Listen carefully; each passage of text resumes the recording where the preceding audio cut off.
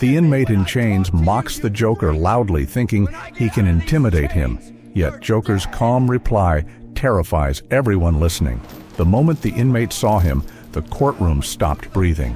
Still dripping rainwater from the transport van, chains rattling with every trembling step, the prisoner lifted his head, and the hatred in his eyes almost cracked the walls. "You!" he screamed, fighting the guards that dragged him forward. His voice echoed like something feral, wounded, desperate. The jurors flinched. The judge froze. Even the cameras seemed to hold still. Every curse, every insult, every drop of venom he had left, he hurled it at the Joker. Everyone expected the clown-faced criminal to grin, to laugh, to twist the man's anger into one of his famous cruel jokes. But Joker didn't move, didn't blink, didn't even smile. He simply watched the inmate with a kind of calm that was far more terrifying than rage. And when he finally opened his mouth to speak, every heartbeat in the room fell silent. Because his words weren't loud, they weren't cruel, they were true. So true, they shattered the man who thought he came here to shatter him. Before we begin, make sure to subscribe to our channel, because the story you're about to hear is not about a villain, it's about the moment a courtroom discovered the Joker's most dangerous weapon, the truth. The inmate's scream still clung to the air long after the guards forced him into his seat. His wrists were bound, his ankles shackled, and yet the rage inside him moved like something alive. The metal chair creaked beneath his weight as he tried to lunge forward, and every juror leaned back as if the distance could protect them. But Joker, he didn't move an inch. He sat there with his hands folded, chin slightly tilted, the same expression worn by someone watching rain slide down a window. A quiet curiosity, a patience that felt far from human. The judge cleared his throat, but it did nothing to calm the room. "Mr. Dunn," he warned the inmate, "you will maintain control, or you will be removed from these proceedings." Dunn spat on the floor, still panting. "Control? You want control? Ask him about control," he growled, jerking his chin toward Joker.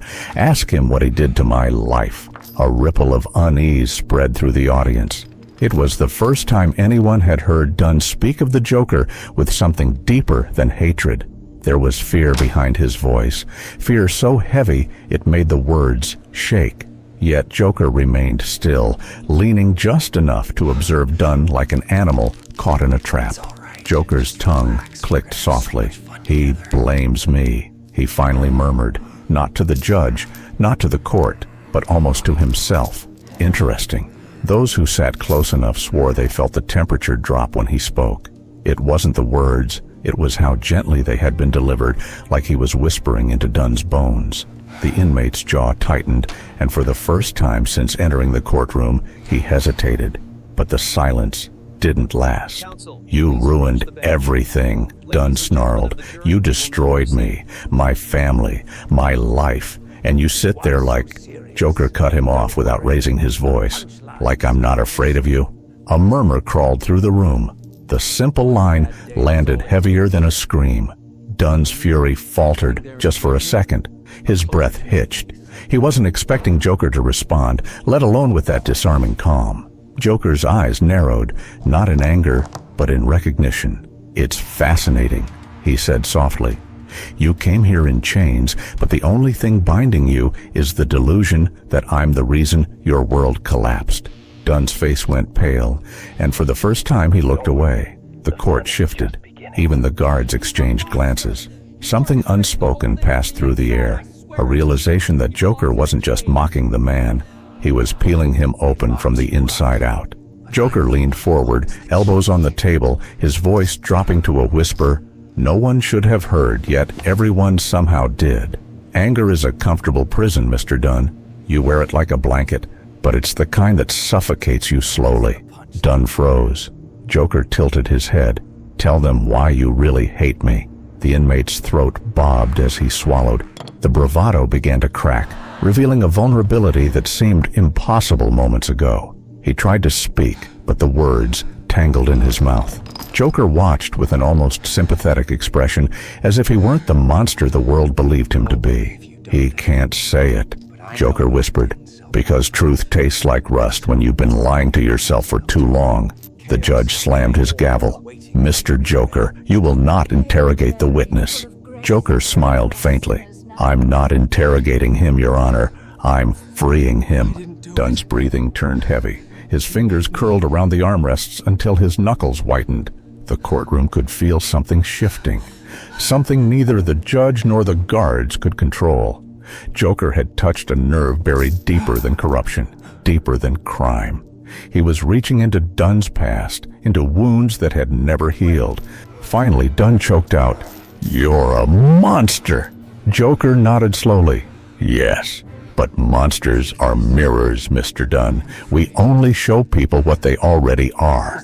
A trembling silence followed. Someone in the back row whispered a prayer under their breath. Another person quietly pushed their chair back, uneasy, as if proximity alone could draw Joker's attention. Yet Joker didn't look at them. He kept his gaze locked on Dunn. "What do you see when you look at me?" Joker asked. Dunn blinked rapidly. Sweat collected on his forehead. His jaw moved, but his voice wouldn't come. The rage that had fueled him earlier began to collapse under the weight of something far more powerful. Recognition. Joker leaned back, satisfied. "Exactly." The judge pinched the bridge of his nose. "This court will take a brief recess." But as the gavel lifted, Dunn lurched forward, chains rattling violently. "Wait," he shouted. I need to say something." The guards tried to restrain him, but the inmate wasn't fighting now. He wasn't screaming. His voice trembled like a man standing at the edge of a cliff. Everyone expected another insult, another threat, another burst of rage. Instead, Dunn whispered, "I saw what they did that night. I know who really—" He didn't finish. He didn't get the chance. Before the next word left his lips, his entire body jerked forward as though struck by something unseen. His eyes widened, lips parting in shock. A soft gasp escaped him, barely audible, yet loud enough to stop the heartbeat of every person in the courtroom. Dunn collapsed, and the chains that once rattled with rage fell silent. For a moment, the courtroom became a vacuum. No breath, no movement. No sound except for the dull metallic rattle of Dunn's chains as his body slumped lifelessly onto the floor. A guard cursed under his breath and rushed forward. Another followed, then another. The judge froze mid-motion, gavel suspended in his trembling hand. Even the cameras, humming softly from all corners of the room, seemed to hesitate before continuing their mechanical stare. Joker was the only soul who didn't flinch. He blinked once, slowly, and tilted his head like he was examining a painting rather than a man who had just collapsed feet away from him. His expression wasn't shocked, nor was it gleeful. It was something far more unnerving, calm, thoughtful, as if he had expected this long before anyone else dared to imagine it. The lead guard knelt beside Dunn and pressed 2 fingers to his neck. He stayed there longer than necessary, staring down at the inmate's still face as if waiting for something to move. Nothing did. He swallowed and looked up, his voice strained. He's gone." The words rippled across the courtroom like a cold wind. Jurors recoiled. A woman in the audience covered her mouth with trembling hands. Someone whispered, "Dear God," and someone else responded with, "How? He was fine a second ago." But Joker's gaze stayed fixed on the chains that lay loosely around Dunn's wrists and ankles. "Funny," he murmured, almost too quietly to be heard. "Freedom always arrives at the strangest moments." A guard snapped toward him. "You stay quiet." Joker smiled, not in mockery, but in a strange, reflective sadness. He wanted to talk. They never let people talk when it truly matters. The judge, pale as parchment, tried desperately to gather himself. This court will recess at once," he stammered. But even as he said it, his voice lacked authority. He sounded small, frightened, like a man who had just realized he wasn't in control of the room he was meant to command. The guards moved to escort Joker out, but he stood before they could touch him, rising in a slow, graceful motion that made everyone take a step back. Joker wasn't threatening, yet the room reacted to him like he was a live wire. They kept distance, they held breath. They waited for something unpredictable to happen. "You all saw it," Joker whispered. He was about to confess something important, something true. One of the attorneys snapped, "Shut up, Joker." But Joker didn't even glance in his direction. He stared only at Dunn's body, studying it like a puzzle missing its final piece. He wasn't lying, he continued softly. Not this time. Rage hides the truth, but fear forces it to the surface. 2 guards grabbed his arms. He let them. He didn't resist. He merely allowed himself to be pulled, his eyes never breaking from Dunn until the very last second when the doors swung open and the hallway swallowed them. As they dragged him forward, Joker spoke again, not to the guards, not to the building, but to the emptiness itself. Someone silenced him, but it wasn't me. The words struck the guards enough to slow their pace. One of them muttered, "Why would anyone silence him here, in front of everyone?" Joker's lips curved just slightly. Because truth is more dangerous than bullets, and Dunn was about to fire a very big one. They forced him into a holding room, slammed the door, and locked it. But even behind the barrier, Joker's voice echoed faintly. "They're watching. They always watch. But they're terrible at listening." Back in the courtroom, chaos simmered under the surface. Paramedics arrived. Reporters pressed against the glass panels trying to capture every detail. The judge wiped sweat from his brow. The jurors whispered among themselves, frightened yet drawn in by the mystery of Dunn's final unfinished sentence. "I know who really..." "What?" one juror murmured. What was he going to say? The truth was no one knew, and that uncertainty cracked the courtroom's sense of security wide open. Then a small sound cut through the noise, a soft metallic clink. One of the paramedics turned. Dunn's chair, still chained to the floor, had shifted slightly, as though nudged by something unseen. Another clink followed, louder this time, and then a soft roll as one of the chain links slipped and tapped the ground. The lead paramedic frowned. "Who moved that chair?" No one answered. No one had touched it. Everyone had been too focused on Dunn's still form. But the chair had shifted, and for some reason, it was now angled directly toward the defendant's table where Joker had been sitting minutes earlier. One juror whispered, "Is anyone else cold?" Another shook her head rapidly. No, this isn't right. Something's wrong in this room." The judge ordered the courtroom cleared. People rushed out, eager to escape whatever oppressive force had begun to press against the walls. Yet just before the last juror stepped through the door, she looked back, only for a second. Dunn's hand had moved.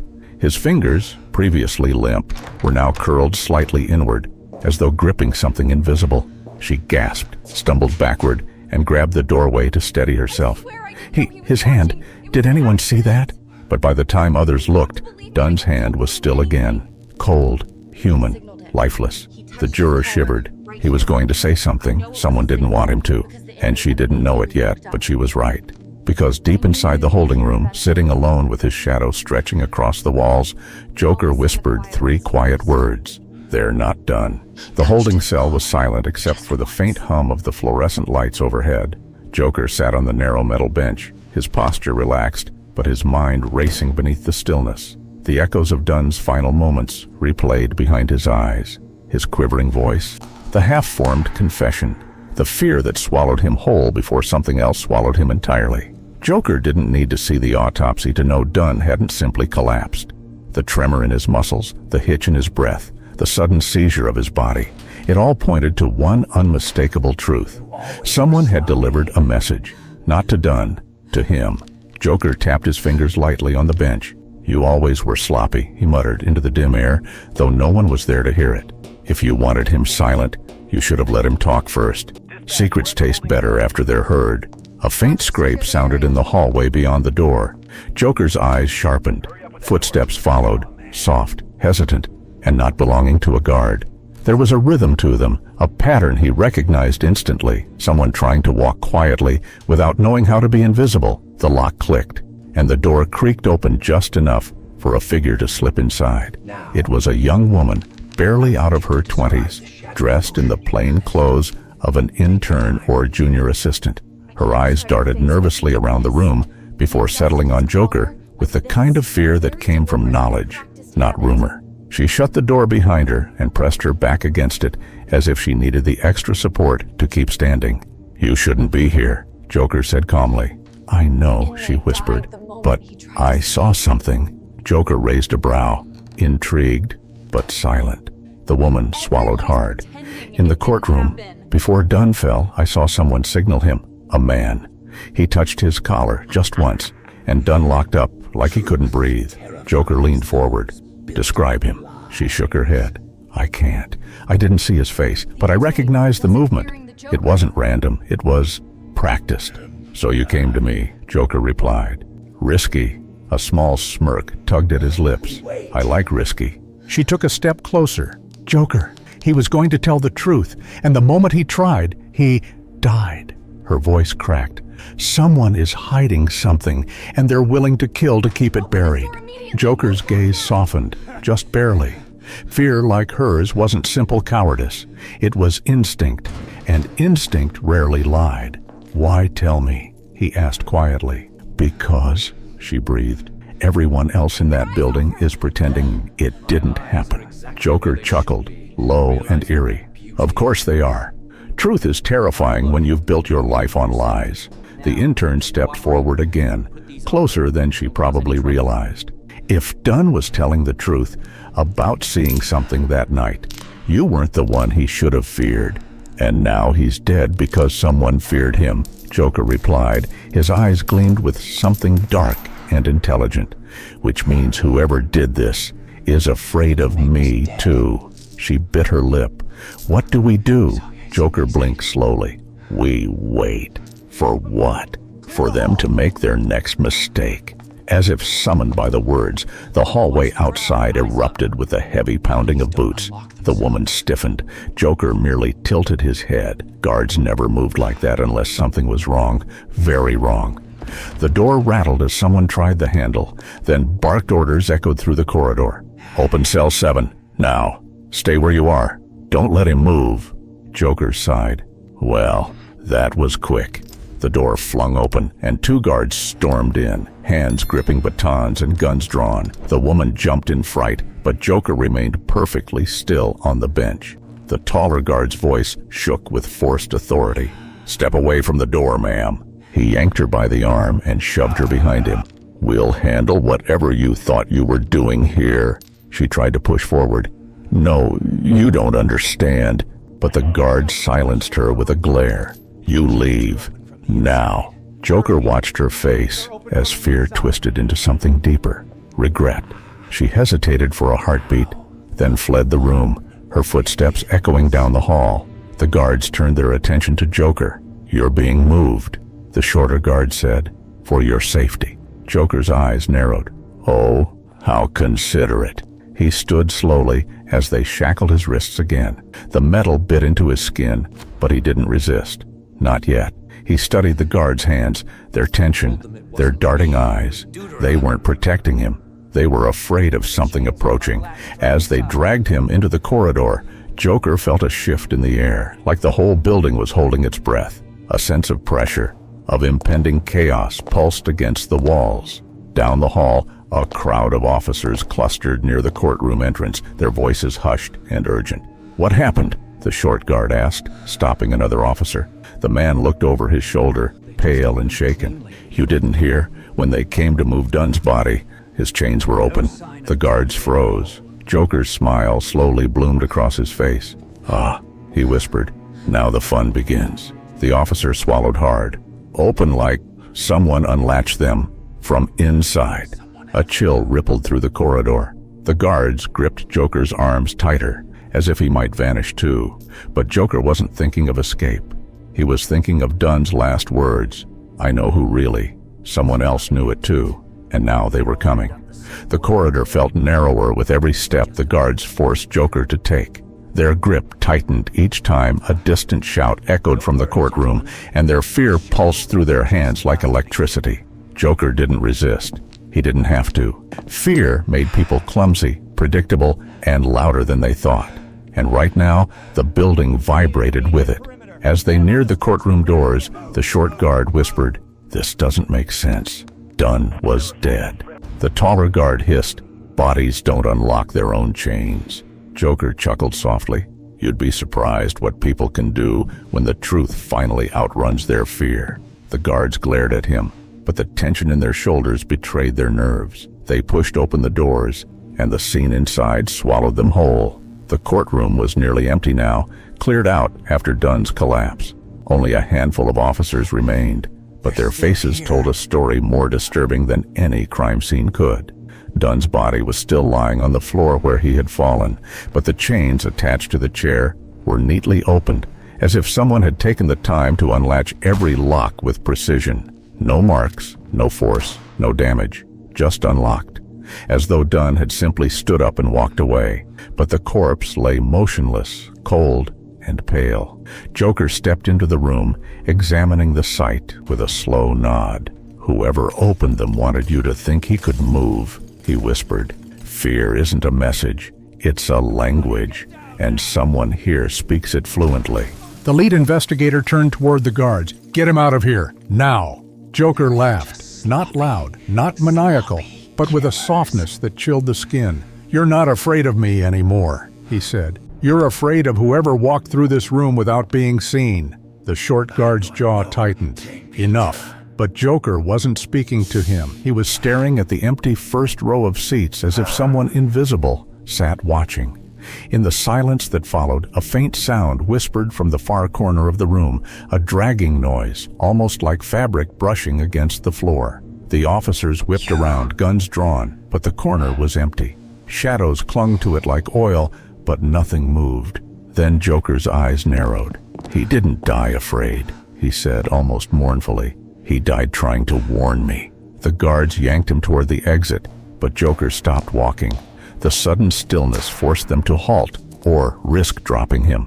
He lifted his head, inhaling through his nose as if tasting the air. Then he smiled, slow and unnervingly calm. "They're still here," he whispered. Before anyone could react, one of the lights above flickered violently and burst with a sharp pop. Glass scattered across the floor, and the officers stumbled back, shielding their faces. The room plunged into a dim, trembling glow as the remaining lights hummed erratically. Joker tilted his head toward the now dark corner of the room. "You were sloppy," he said softly. "You killed Dunn before he could tell them what he saw. And now they're all wondering what secret was worth his life." The investigator barked, "Who are you talking to?" Joker didn't answer him, because just then, a figure stepped out of the shadows, not fully visible, just a silhouette at first. Tall, deliberate, with a calmness that screamed danger louder than any shout could. The officers raised their weapons instantly, but Joker lifted one hand gently, almost reassuringly. "Don't bother," Joker said. "If he wanted you dead, you'd already be gone." The figure didn't move closer, didn't speak, didn't raise a weapon. He simply stood there, the faint glow catching the edge of his profile. Sharp, familiar, haunting. Joker's eyes glinted with recognition. "You," Joker whispered. The guards tightened their hold on him. "Who is that?" Joker exhaled, slow, almost relieved. "The one Dunn tried to expose." The figure stepped back into the shadows, disappearing as quickly as he had appeared. The silence left behind felt suffocating. Officers rushed toward the corner, shouting commands, but nothing remained. No footprints, no door, no hiding space. Whoever the man was, he had vanished without disturbing a single mote of dust. The tall guard looked at Joker, panic clawing at his voice. "What did he want?" Joker smiled, but this smile wasn't mocking. It wasn't cruel. It was something darker, something wiser, something that knew more than it should. "What he always wanted," Joker answered. "Control." The investigator stepped forward, fury masking his fear. "Tell us who he is." Joker leaned in slightly, his voice a soft blade. "If I tell you, you'll die before you leave the building." The investigator flinched. "Stop playing games, Joker." "Oh, this isn't a game," Joker replied, straightening. "This is the part where you realize Dunn's last breath wasn't a warning to save himself. It was a warning to save me." The room fell silent. Joker lifted his bound hand slowly, letting the metal glint beneath the trembling lights. "He knows I know who he is now," he said, "and that means he'll make the next move soon." The tall guard stepped back uneasily. "What do you mean, soon?" Joker looked at the doorway behind them, then at the ceiling, then at the trembling lights above. His smile sharpened. "I mean," he murmured, "he's already here." The final light flickered, once, twice. Then the entire courtroom went black, and someone breathed right next to Joker's ear. Stay with us, and subscribe to our channel because the next chapter doesn't just break the rules, it shatters the entire game.